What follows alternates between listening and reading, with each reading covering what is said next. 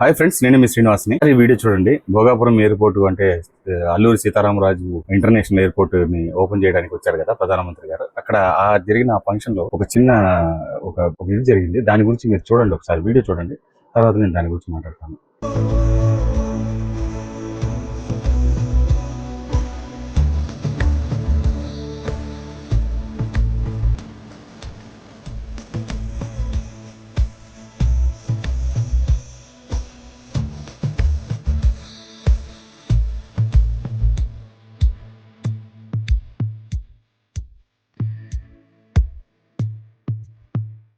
చూశారు కదా, ఆయన అంత పెద్ద వ్యక్తి, ఇంత భారతదేశానికి పిఎం గా ఉండి కూడా అంత చిన్న ఒక దీన్ని కూడా చూడండి. అక్కడ వాటర్ కావాలని అడిగారు.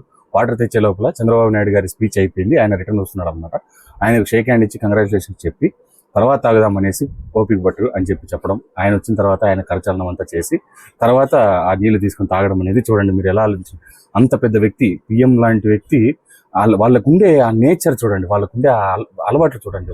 పెద్ద మనుషులకి పెద్ద తరహా అలవాట్లయితే వస్తాయన్నమాట. నాకైతే అదే అనిపించింది. అంతేకాకుండా 13,000 మంది ఆదివాసీ పిల్లలందరూ కలిసి డ్యాన్స్ చేయడం, వాటినన్నింటినీ వాళ్ళు ఆయన ఆనందంగా చూసేసి సంతోషంగా ఆయన ఇక్కడి నుంచి తిరిగి వెళ్ళారనమాట. గొప్పగా ఒక ఇదేది జరిగింది, ఫంక్షన్ ఏది జరిగింది, స్వతహాగా జనాలు అందరూ వచ్చి ఎంజాయ్ చేస్తూ వెళ్ళారనమాట. మీకేమనిపించింది ఈ దృశ్యం చూసినప్పుడు? నాకు కమెంట్స్ రూపంలో తెలియజేయండి. వీడియో నచ్చితే లైక్ చేసి, షేర్ చేసి, సబ్స్క్రైబ్ చేసుకోండి. అలాగే ఇన్స్టాగ్రామ్, ఫేస్బుక్ చూసే వాళ్ళైతే ఫాలో అయితే.